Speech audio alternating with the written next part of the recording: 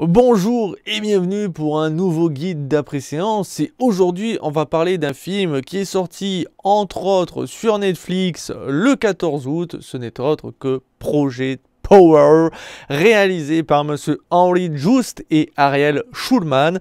Alors je crois qu'un des deux n'est pas spécialement un réalisateur et l'autre, il a réalisé beaucoup de films mais j'en ai vu aucun, donc difficile de juger le travail qui a été fait par le passé.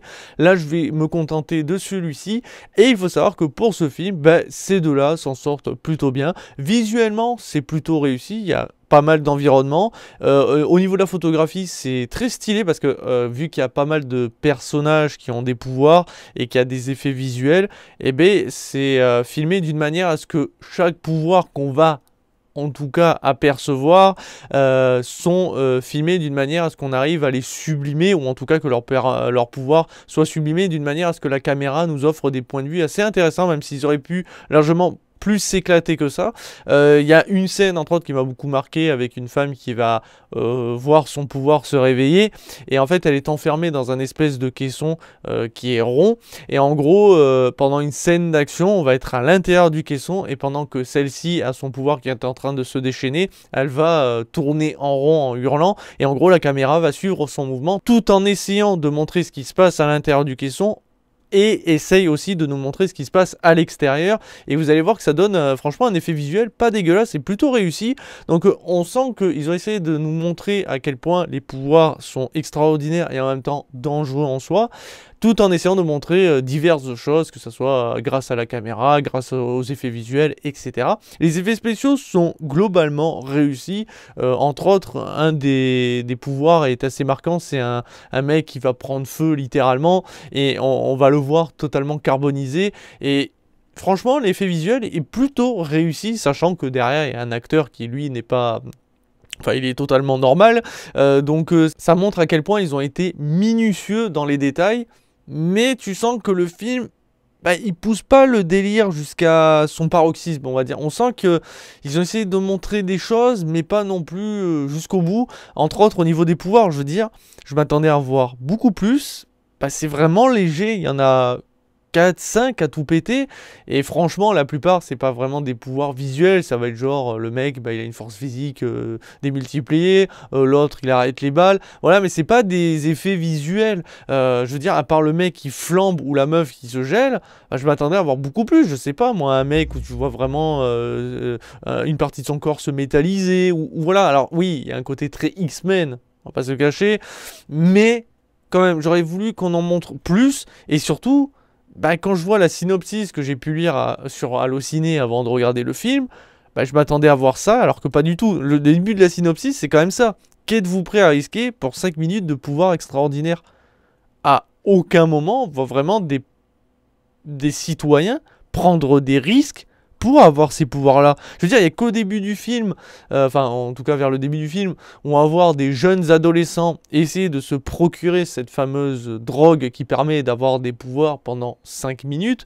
À part ça, les autres, on n'en voit vraiment aucun citoyen vraiment essayer je sais pas, par exemple, tuer des gens pour obtenir simplement leur dose, ou voilà. Absolument pas. Donc en gros, ces nouvelles drogues causent des problèmes, surtout on va dire à la police. Certes, il y a des gens qui en consomment, mais pas au point de par exemple faire n'importe quoi pour avoir leur petite dose. Et c'est ça qui me pose problème, c'est qu'on dit que c'est une drogue. On dit que ça rend les gens presque limite accros parce qu'ils acquièrent un pouvoir. Alors, en gros, moi je pensais que les gélules apportaient un pouvoir toujours différent. En fait, pas du tout. C'est qu'en gros, votre corps va avoir un pouvoir. Donc, par exemple, ce sera votre pouvoir de la glace. Et à chaque fois que vous allez consommer une gélule, vous aurez toujours le pouvoir de la glace. En soi, pourquoi pas. Mais je m'attendais vraiment à voir des gens se tuer ou limite cambrioler des gens, torturer des gens pour avoir leur gélule. Et pas du tout. Donc déjà, ça me pose problème. Et ce qui fait que tout ce qu'on va voir dans le film n'a pas la même tension que ce qu'on aurait pu lire dans cette fameuse synopsis où j'allais m'attendre à des trucs vraiment totalement dingues, à voir des gens totalement barrés pour avoir leur pouvoir, alors qu'absolument pas. L'histoire se déroule donc dans la ville de la Nouvelle-Orléans, et en gros, une drogue est implantée, pour X raisons, je vais éviter de spoil, bien sûr, je vous laisse découvrir par vous-même si vous êtes intéressé, et cette drogue donc permet aux personnes qui la consomment d'acquérir un pouvoir. Voilà.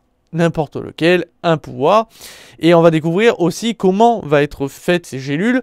D'ailleurs, ça me fait énormément penser à Terraformas, je parlais de X-Men. Voilà, il y a vraiment beaucoup de mélanges, hein. Ils essayent de s'inspirer de pas mal de choses et d'apporter une histoire qui aurait pu être sur le papier intéressante. Mais le souci, c'est que bah, franchement, elle est trop prévisible et elle manque un peu de tension. Le fait est que, comme je le dis, on ne voit pas spécialement de gens totalement dingues pour avoir leur gélule. Bah en gros, c'est assez soft. Hein, on va voir juste des gens qui essayent de lutter contre ceux qui propagent la drogue, donc les policiers par exemple.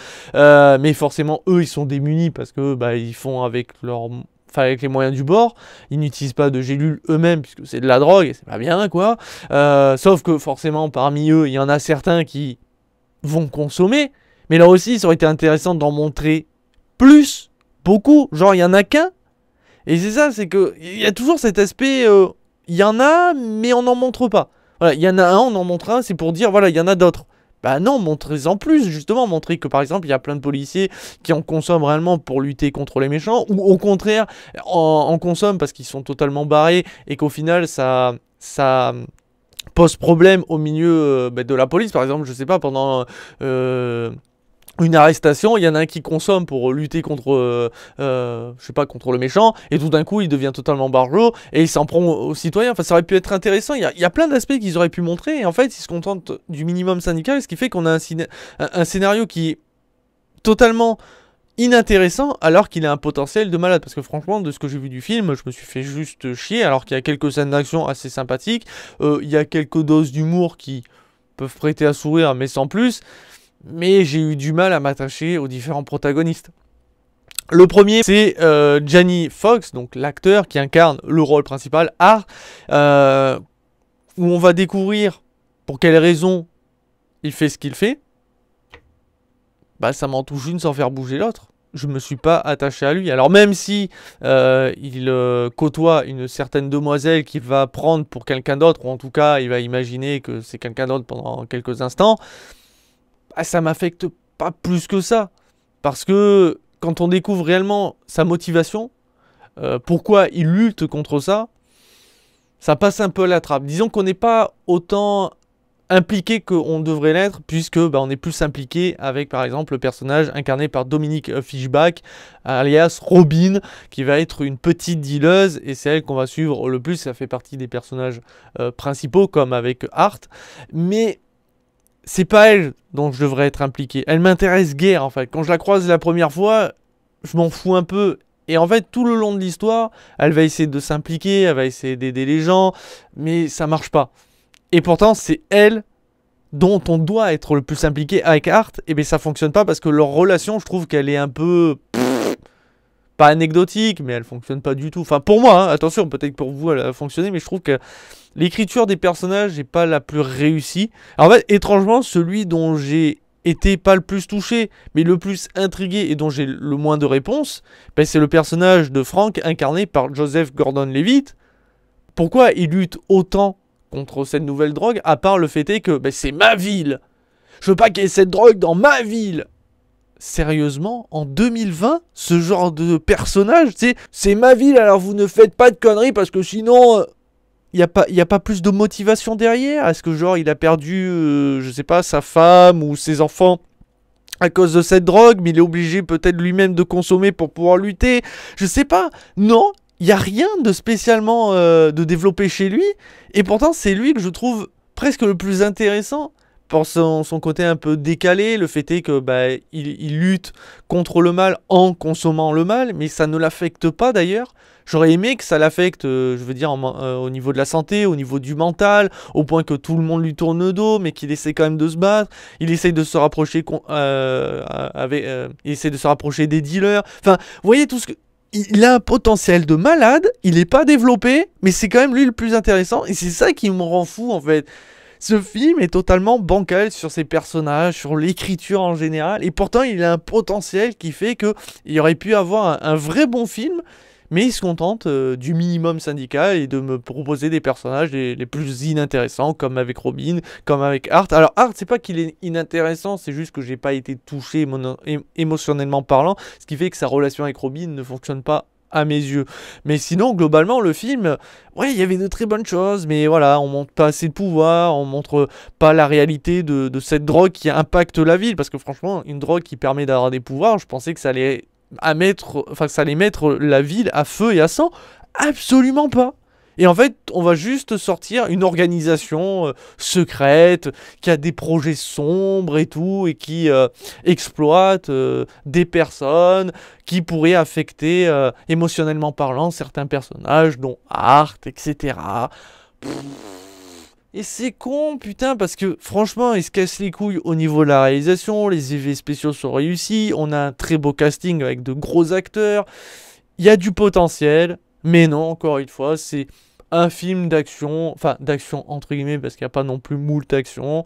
On montre quelques pouvoirs, mais voilà. Et quand on dévoile la vérité, t'es là en mode surprise. Finalement, les gentils ne sont pas gentils et les méchants sont très très méchants parce que oulala. Ah, et c'est con parce que franchement, le délire un peu Terraformas, X-Men. Drogue. Ah, moi, ça me hypait. Et finalement, bon, bah, j'ai vu le film. Et je vous avoue qu'à quelques moments, j'ai un peu avancé parce que les dialogues, etc. J'étais là en mode, oh putain, ouais, c'est ma ville. Oh putain, je pensais pas qu'on allait revoir ça un jour dans un film. Bref, c'est un film passable que je conseille pas fortement. Mais bon, en ce moment, il n'y a pas grand chose à se mettre sous la dent. Pourquoi pas si vous aimez un peu les films avec des pouvoirs, avec des surhumains, même s'il n'y en a pas tant que ça. Pourquoi pas, mais si vous ne le regardez pas, vous ratez pas grand chose.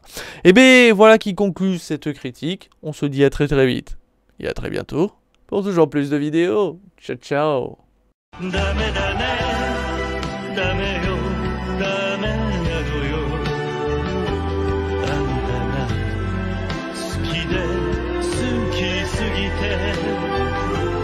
どれだけ